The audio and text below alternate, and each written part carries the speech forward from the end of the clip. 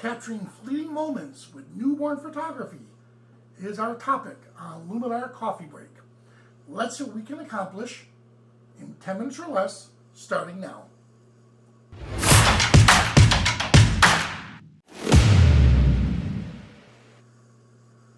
Hello everyone, welcome. Now I absolutely love this photo, and it was taken by my good friend Sherry Hagerman.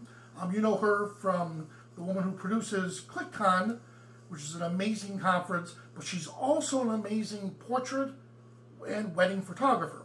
So this was her attempt at newborn photography, and I thought she nailed it. She did a great job. Here's the original image, and here's what we're going to turn it into.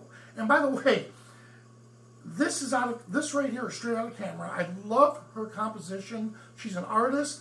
Look at this. There's no cropping involved. She did a great job. So let's dive in, and we're going to start editing this. Now keep in mind, I already saved it as a template just in case. I can always go back to it. But any of the dots that you see next to these tools represents that the tool was used to create this. I'm going to come over here and revert to the original. So here's my original image. First thing I need to do is process the image. So I'd like to come over here to Enhance AI. Typically, Accent AI doesn't do a great job in a studio environment. In this case, it does an amazing job because it's not trying to fix something I purposely didn't or I wanted it that way. So with flash photography, Accent AI sometimes has difficulty with in-studio photos. Since this right here is in your face, it's the full image, this is what she intended it to be like, Accent AI does a great job. Look at that, before and after. All right, now I'm going to come down to the light tool, and this is important. Make sure you set your profile. Now, since this wasn't one of my images, it's Sherry's, I had to go through and figure out which one looked its best, and she shot it with the Sony. I noticed that for whatever reason, the Sony cameras, the clear came out the best. All right, then I like to come down here to enrich the black tones, pump up the white tones a bit, and pop a little smart contrast. There we have it. Look at this, before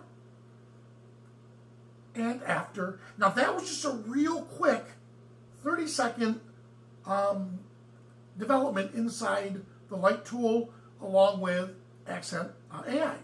Well, I want to come over here, and before I get into color, let's add a little structure to the scene. And notice it's not going to adjust the skin. It's only taking care of the background area.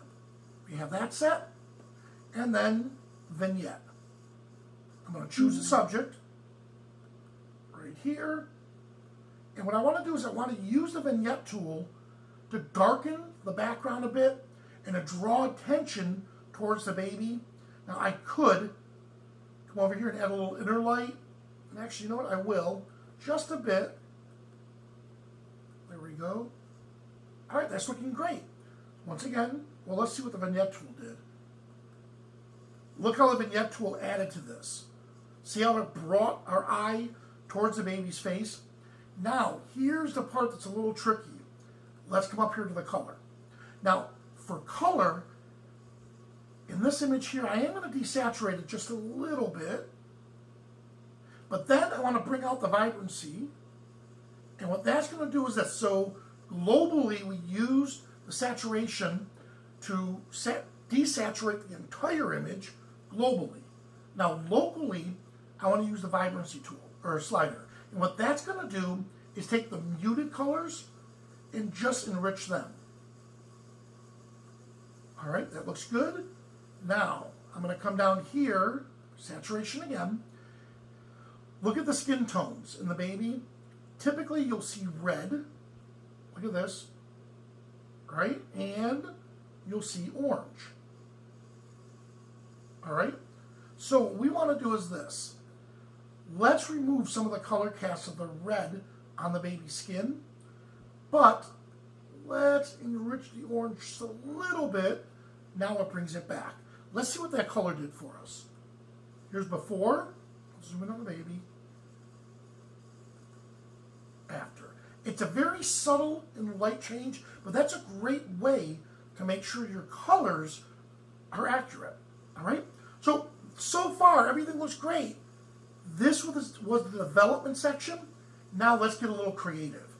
For this image, it's screaming for the mystical tool.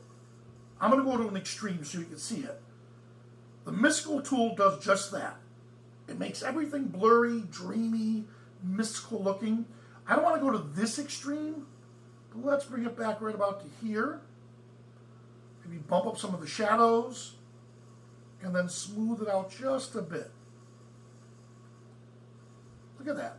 Let's see what that does for us. Before, after, look what it's doing right here to the cloth, and it's giving us a nice little mystical glow, which I'm going to come down here for a moment, onto the baby.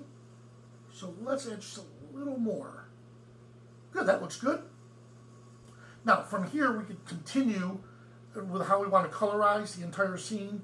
We could add a little more warmth to it here, well, cooler, or a little bit more warmth. I'm going to add just a touch of warmth. Great. So far, we went from this to this. All right? Now, I'm going to come down here to the super contrast, and let's just adjust some of the highlights a bit. Watch the baby's skin tones. There we go. Look at that. So instead of with the highlight slider into the light tool, now I have 3 sliders. I have control over the highlights, the midtones, and the shadows. So instead of just controlling the highlights, I can also adjust our midtones here to make it look richer, and then adjust the shadows. Look at that. All right, before and after. Awesome. All right, and there we have it. All right, so in such a short time, we were able to take a great photo that Sherry took and then developed it using the development tools, and then from there, creative, using our creative tool, Mystical. So Mystical is one of those tools you should check out, and I love how it looks on babies, pets, females. Men, not so much, unless if you're shooting a wedding, you have a husband and wife together, then the Mystical tool is going to look really good with that too. All right? Well, guys, thanks so much for joining me. If you liked this episode, please give it a thumbs up and leave a comment below and hit that notification bell to be reminded when we're having coffee breaks.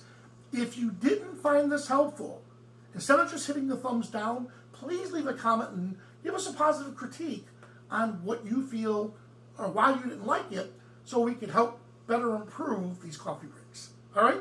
Guys, thanks so much for joining me, and I'll see you at the next coffee break.